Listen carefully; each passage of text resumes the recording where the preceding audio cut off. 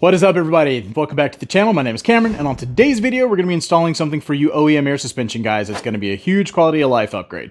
We're going to be installing the TGK Motorsport's upgraded C7 air tank. So maybe you guys are already using something like the TGK dump box or even the Pentatech Virtual Link to control your OEM air suspension. And after you use it a lot, you might notice your OEM air compressor slowing down and struggling to keep up with the demands of what you want to do, or even just having it shut off due to overheating.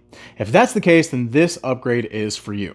The TGK Air Tank is going to give you 3 gallons of stored air, and that's going to mean way less stress on your OEM air compressor, faster air ups, and just better control of your OEM air suspension with whatever controller you're using.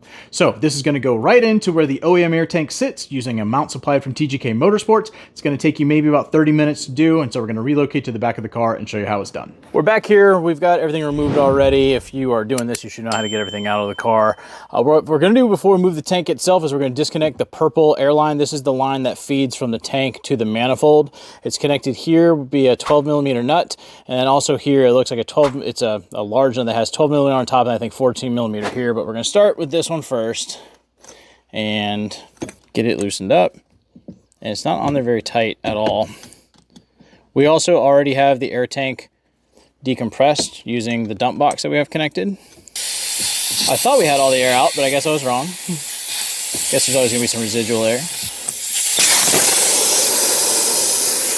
Okay, so now that we have that disconnected, we're going to move this out of the way. Be careful of your battery. We do have it connected. It's probably not a bad idea to disconnect it here, but the tank is held in by 3 studs. Also, we're not going to be using this purple line, so we're leaving it connected. But there's a stud over here, which this car is missing a nut, and they're 10mm nuts. But we got 2 more over here, so we're going to take these out real quick.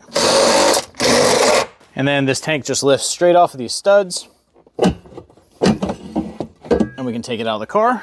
Once that's out, we need to move the actual Widowmaker here.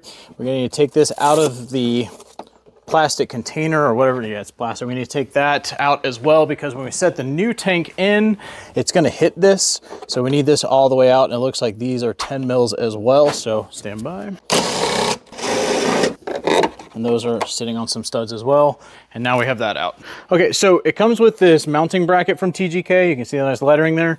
And the way this mounts in here and secures is through these 2 bolts here for the battery retainment piece here. So these are 13mm, and we're gonna remove these 2, set this down on top. I'm pretty certain that's just the 2. Actually, I'm sorry. We're gonna do the outer 2. We're gonna remove those outer 2, set this on top, and then tighten it down and move on from there.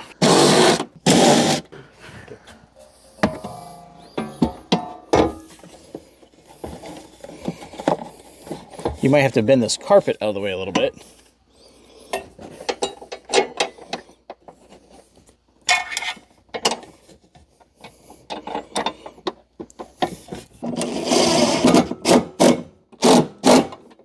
Okay, so one of the issues is we're not going to be able to reuse this as it is, but we do want to keep it in there because when you bring the floor down, it lays on top. So as you can see, it sits on top of the tank now.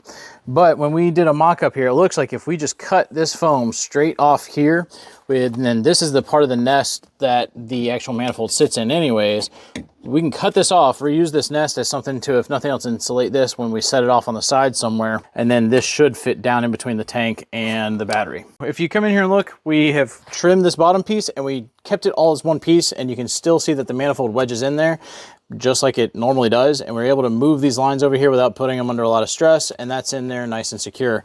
So here's the supplied airline from TGK, and this fitting is going to be the one that screws into the manifold.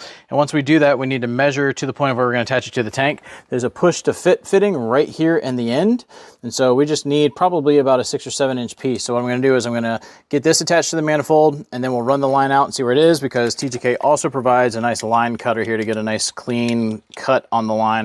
And then after that, we should be about done. So what I did was I cut the line down a little bit just so it's easier to handle in here. So I'm not trying to spin 4 feet of line. I'm going to get this connected, and then we'll remeasure this to the push to fit fitting and get it all tightened up. Or if you guys can see this, we're going to put the line, we trimmed it back to where we wanted it.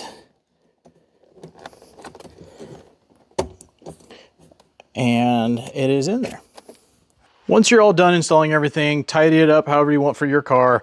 But once you start to fill everything with air, Make sure you spray down all your connections with soapy water and look for bubbles to form. That's going to let you know if you have a little bit of a leak. If you do, readjust some things, set your push to fitting or your push to fit lines a little bit better.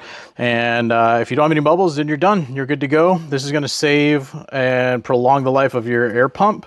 This is going to give you the option to run other accessories off of it. Going to help you air up and down a lot more often without having to run your pumps, which is a really good thing.